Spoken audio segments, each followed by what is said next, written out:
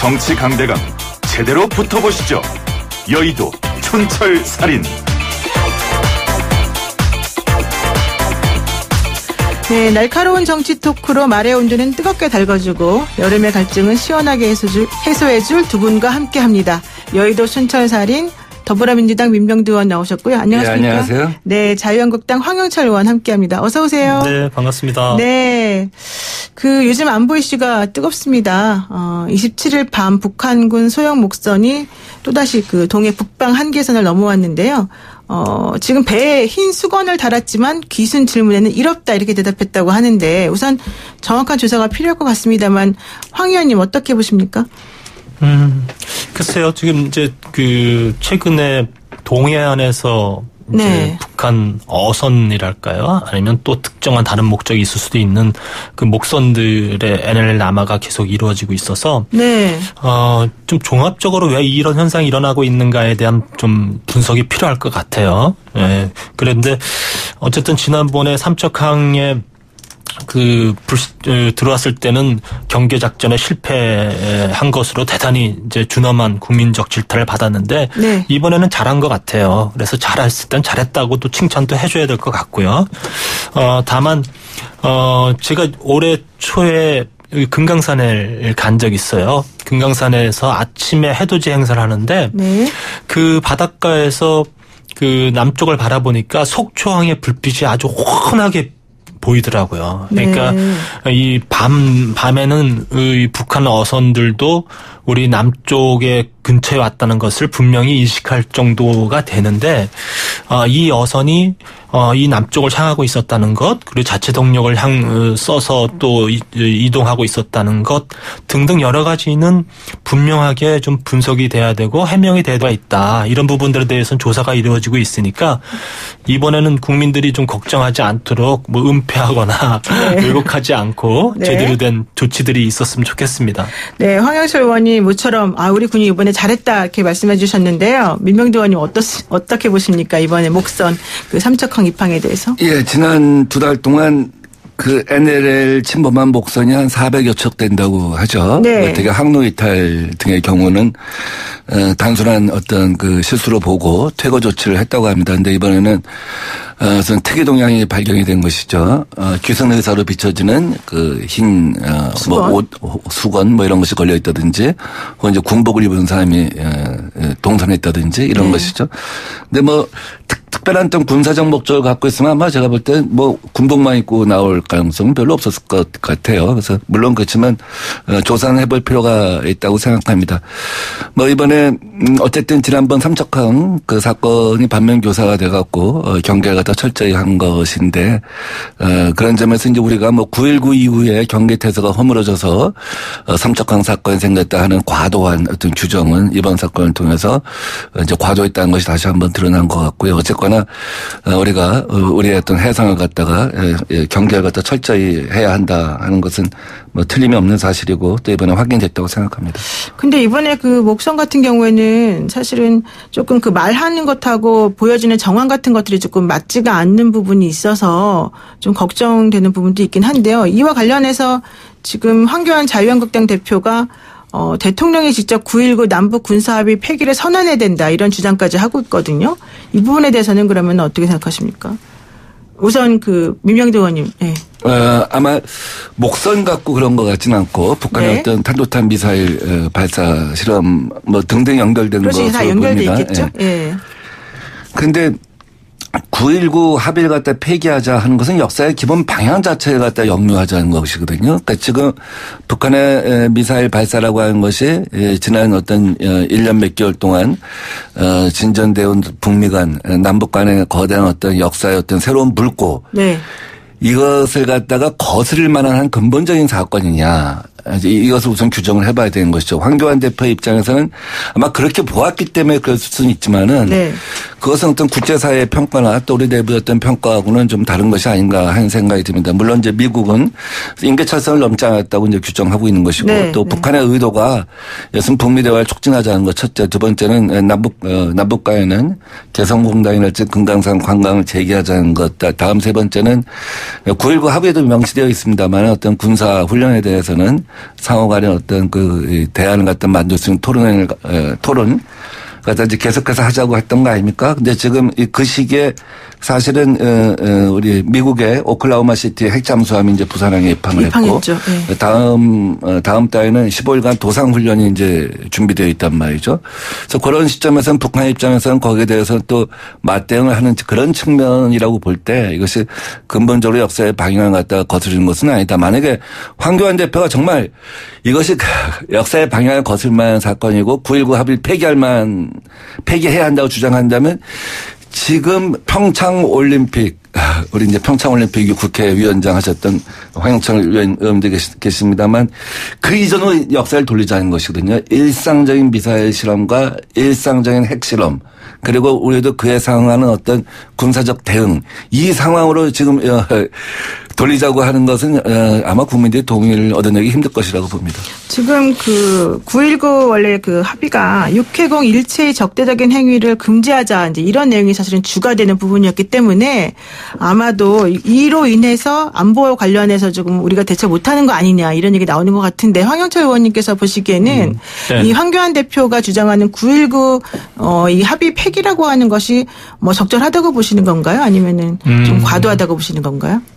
일단 이 취지에 대해서 좀 정확히 이해를 좀 국민들에게 구해야 될 것 같아요. 그러니까 지금 사실 지금 이제 목선 얘기를 하다가 이제 9.19 군사 폐기 얘기가 나온 것은 어쨌든 여러 가지 안보 상황, 특히 북한에서 단거리 탄도미사일을 그렇죠. 발사한 거에 대한 국민적 우려를 우리 황교안 대표께서 말씀하신 거라고 생각이 들거든요. 근데 기본적으로 9.19 군사 합의는 첨단 재래식 무기를 묶어놓는 그런 조치들이 주를 이루고 있어요. 그런데 여기서 북한의 핵 무장이라든지 탄도미사일이라든지 이런 부분에 대해서는 전혀 이 9.19 군사 합의를 통해서 제재할 수 있는 조치들이 들어가 있지 않거든요. 그렇게 봤을 때는 어떻게 보면 비대칭의 형태가 나타날 수 있다라는 거죠. 그렇기 때문에 우리가 9.19 군사 합의로 인해서 적에 대한 정보 탐지라든지 정찰이라든지 그다음에 우리가 첨단 재래식 무기의 증강 문제 이런 문제는 우리가 계속 어떤 제약이랄까 압박을 받는 상태에서 북한이 계속 이 핵무장이라든지 탄도미사일이라든지 이런 부분에 대한 무장을 강화해 나가면 이거에 상응하는 조치들이 우리가 있어야 되는데 그것이 9.19 군사 합의의 폐기라는 수순으로 갈 수밖에 없는 것 아니냐라는 강한 경고의 조치 입장을 말씀하신 거라고 생각이 들어요. 그런데 저는 어쨌든 제가 우리 DMZ를 지역구로 두고 있는 국회의원 입장에서는 어쨌든 9.19 군사합의 조치 이후에 이 비무장지대에서 있는 여러 가지 그 위험의 강도랄까요? 네. 우려랄까? 이런 것들이 어쨌든 해소되고 있어서 그런 점에 있어서는 굉장히 저는 바람직한 부분이라고 생각하고 있고요.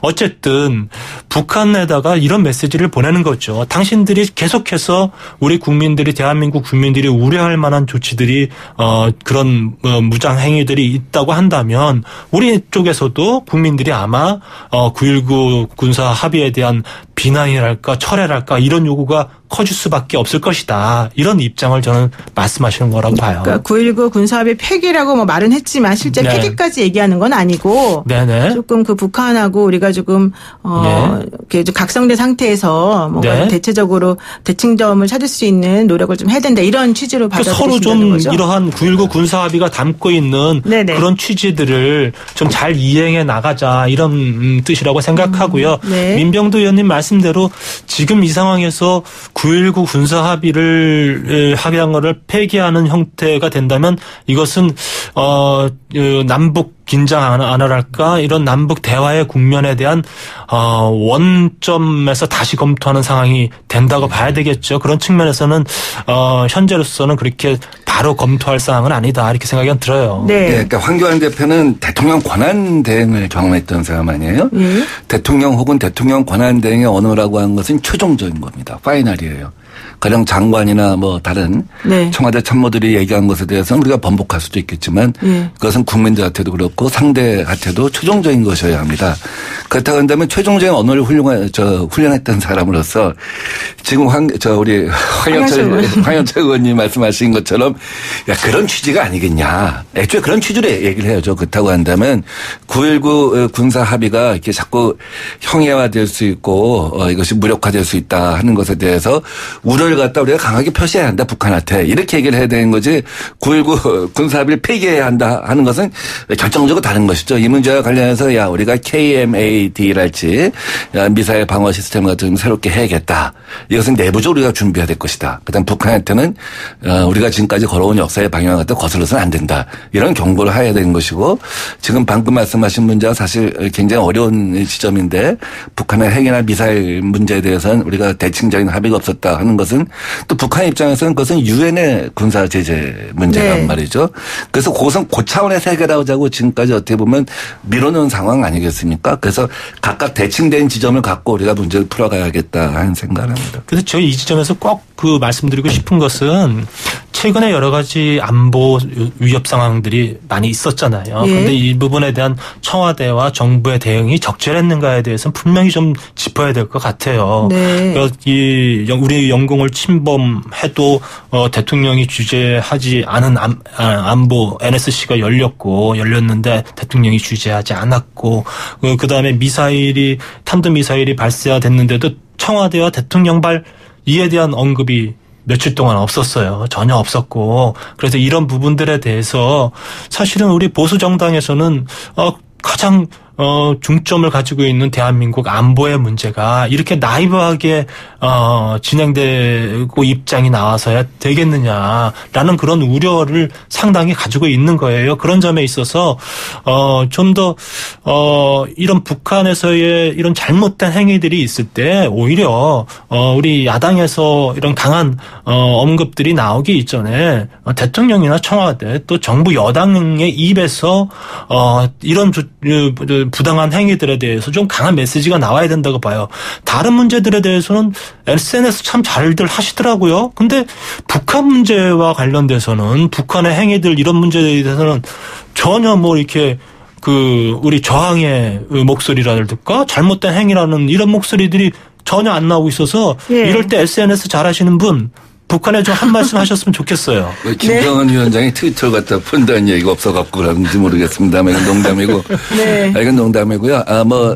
왜 정부라고 해서, 이 영공 침범 혹은 방공 식별구역 침범에 대해서 또 최근 여러 가지 사건에 대해서 고민을 안 하겠습니까? 거기에 상응하는 어떤 수위의 대응을 하고 있는 것이죠. 러시아 무관을 부른다든지 해당 대사를 갖다 부른다든지 그래서 1차적인 경고를 한 것이고 우리가 증거를 확보하고 어떤 시점에 가서는 이것을 재발 방지를 위한 어떤 한중간, 한러간 이런 대화 채널을 갖다 만들 것이라고 저는 생각을 합니다. 그리고 지금 북한 문제에 관해서는 기본적으로 현재 북한의 어떤 의도와 속셈을 갖다 파악하고 있고 되게 북미 대화 우리 판문점에서 합의한 실무급 대화 그리고 그에 이은 4차 북미 정상회담이라고 하는 그 패키지 딜 이런 과정에 있기 때문에 거기에 대해서 아마 수위를 조절하는 것이다라고 생각을 합니다. 지금 그 북한 탄도미사일 발사 관련해서는 미국에서도 그렇게까지 강력하게 대응을 하지 않는 것으로 지금 분위기가 나오고 있기도 하고 그래서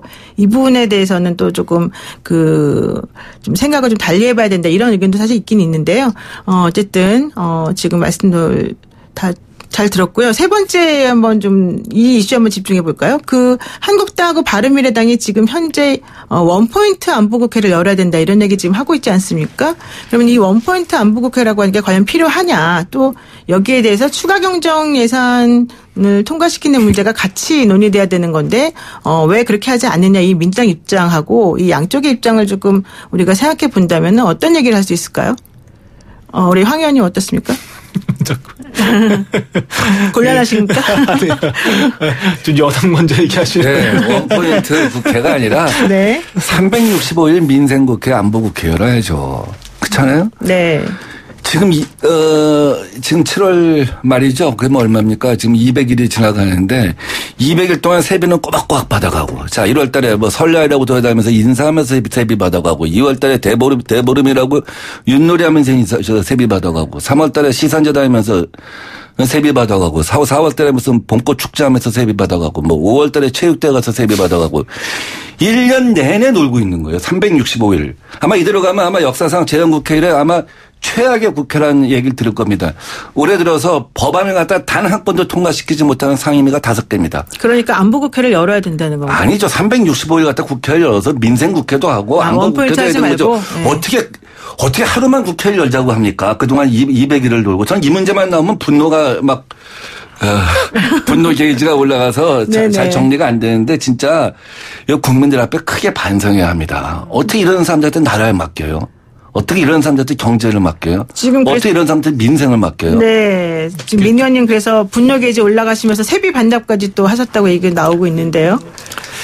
제가 4월 달에도 강원도 산불 났을 때 그때 또 국회 아무것도 안 하고 있어갖고 그때 1,000만 원 반납을 한 바가 있습니다. 이번 달에도 정말 전무위원회 제가 정무위원장인데 네.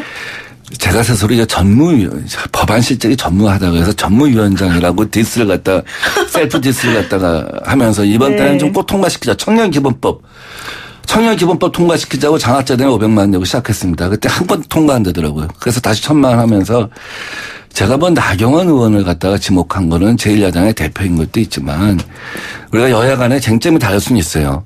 그래서 여야 간에 논쟁을 할 수 있어요. 그렇지만 국민 앞에는 조성한 거 아닙니까? 결과가 없는 거에 대해서. 네. 그래서 제1야당 원내대표가 제가 이제 다음 주자로 나경원 대표를 지목했는데 아마 그분이 먼저 나도 세비 반납하고 시작하겠다 이랬으면 제1야당이 무슨 얘기를 하는지에 대해서 국민들이 더 귀를 기울일 거라고 생각해요. 지금 오늘 열흘됐거든요.